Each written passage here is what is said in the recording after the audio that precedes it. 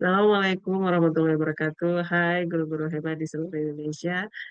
Perkenalkan nama saya Henilita, saya dari SMP Negeri 1 Lutmawe, Provinsi Aceh. Pada kesempatan kali ini saya akan menjelaskan mengenai aplikasi Wayground, yaitu sebuah aplikasi yang bisa memfasilitasi kita guru-guru zaman now ya untuk bisa mengadakan pembelajaran secara interaktif dengan siswa, dengan memudahkan kita untuk mendapat feedback secara cepat, dan tentunya bisa membekali literasi digital kepada murid-murid kita. Baik, sesuai dengan yang ditampilkan di layar, hari ini kita akan bermain-main dengan namanya aplikasi Wayground ya. Mungkin sebelumnya lebih dikenal dengan nama Quizizz, dan kita akan lihat tentunya untuk bisa masuk ke aplikasi ini, Bapak Ibu bisa langsung mengetik alamat seperti ini ya.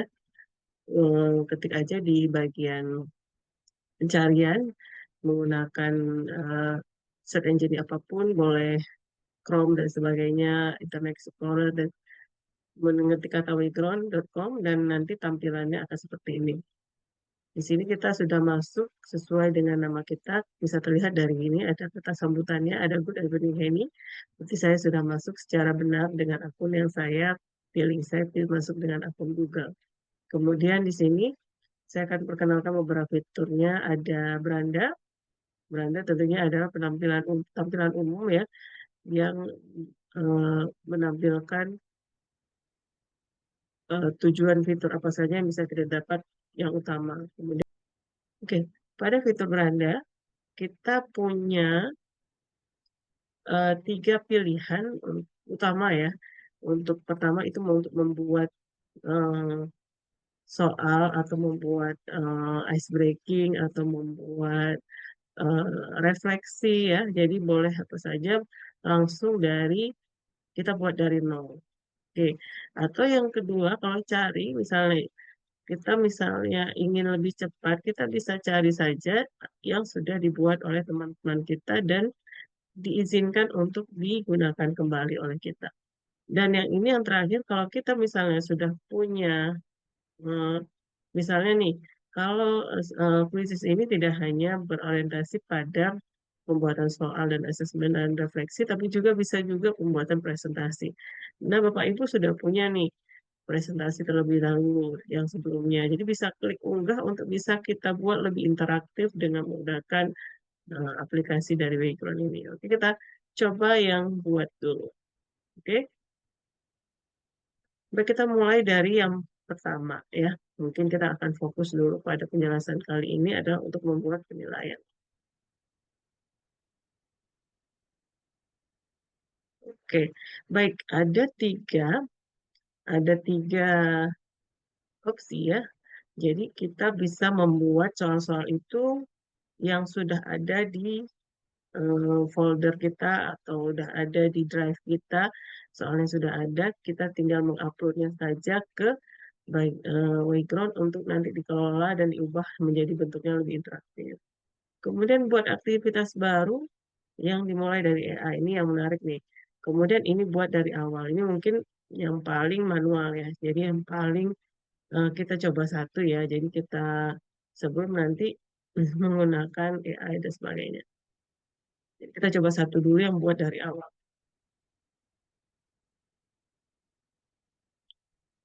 Oke, di sini eh, kalau kita mau cari juga boleh, atau kita mau buat satu nih, buat dari awal ya.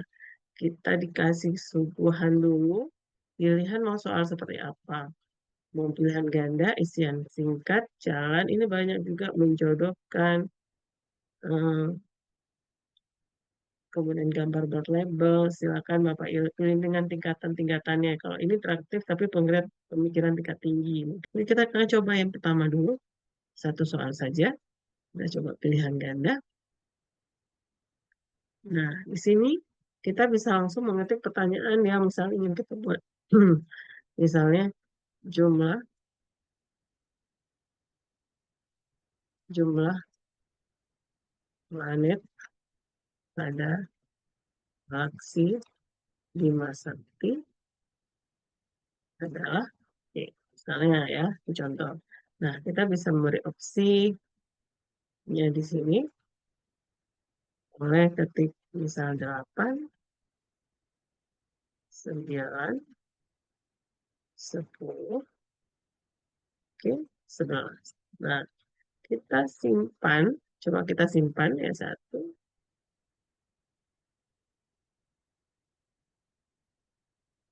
Oke, kita pilih dulu jawaban benar. Jadi kita pilih misalnya jawabannya adalah 9. Klik tanda centang hijau untuk menyatakan bahwa itu jawaban benar. Jadi kita simpan soal. Nah, sekarang Bapak Ibu sudah punya satu soal yang bisa kita share ke anak-anak. Nah, kalau Bapak Ibu pengen lihat bagaimana sih tampilannya saat kita mengirimkannya ke siswa kita bisa klik review quiz.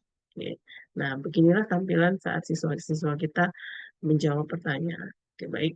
Nah, yang akan kita lakukan selanjutnya adalah saat ini di mana AI sudah sangat membantu ya pekerjaan kita. Namun kita harus mengelolanya dengan baik dan benar. Kita akan coba si kedua.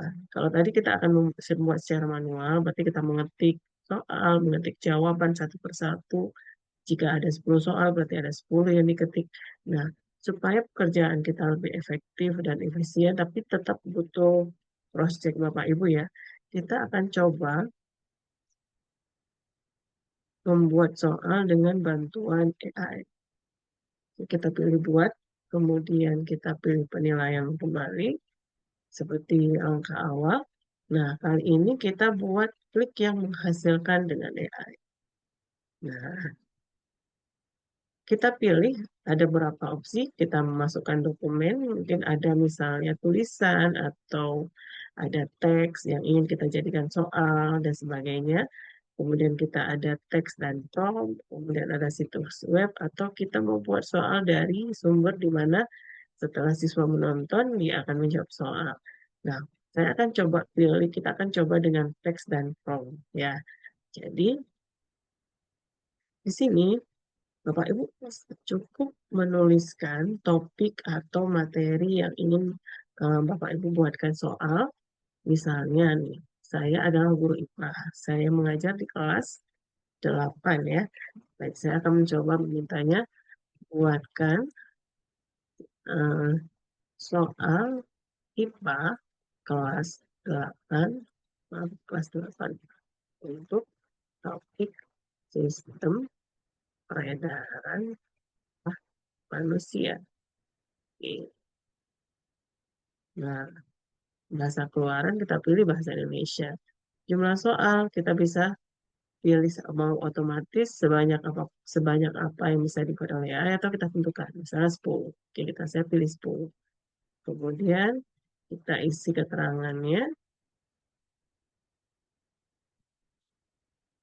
Kategorinya sudah IPA. Kenapa ini muncul IPA? Karena di awal waktu kita mengisi biodata untuk akun itu langsung ditanyakan ya kita guru apa dan kelas 8. Mungkin dia terbaca juga dari promnya. Nah, jika sudah sesuai, berarti kita tinggal lanjutkan.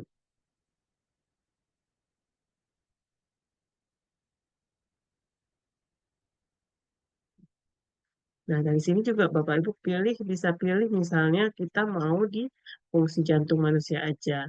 Kemudian sama penyakit jantung. Biar fokus di dua topik ini boleh. Tapi Bapak Ibu jika ingin membuat soalnya untuk soal bulanan yang mungkin semua topik sudah dipelajari, bisa pilih semua topik yang di sini. Nah, oke. Dan kemudian tidak ada, kita langsung hasilkan kuis. Jadi kita lihat hasilnya seperti apa. Tunggu sebentar dan berikut ini adalah soal yang dihasilkan. Jadi Bapak Ibu tidak perlu mengetik soal, tidak perlu mengetik pilihan jawaban dan menentukan jawaban yang benar. Tapi tetap lakukan cross check dulu karena AI juga bisa melakukan kesalahan. Tapi sisi positifnya adalah kita bisa bekerja lebih cepat saja. Nah, Bapak Ibu bisa baca-baca dulu apakah pilihan jawaban benar yang ditentukan oleh AI sudah benar, atau apakah ada bahasa yang rancu atau eh, kurang tepat seperti itu atau pilihannya salah bisa jadi ada. Jadi AI itu tidak selamanya benar. Itu cuma kita kecepatan waktu yang mungkin bisa membantu kita. Nah, kita anggap ini benar ya, semua soal sudah tepat pilihannya. Nah, saya ingin langsung membagikan soal-soal ini. Kita simpan terlebih dahulu.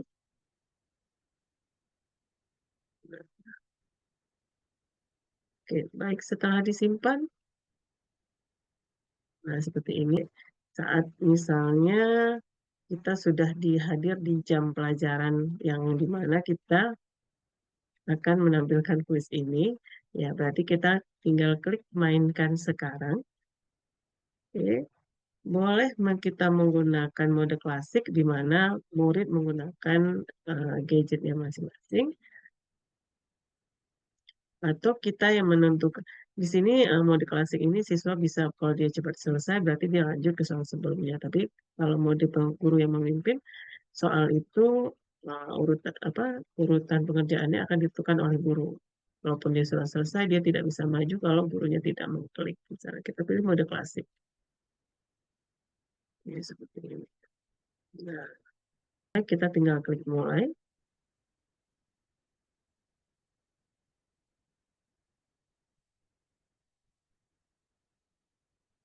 Nah, tugas dari para murid pada saat ini sudah mulai dimainkan. Mereka tinggal join myquiz.com, kemudian mengisi angka kode ini pada tempat yang sudah disediakan di di uh, website ini. Jadi, pada saat mereka sudah masuk, pada saat kita bisa melihat nantinya ada berapa siswa yang bisa join.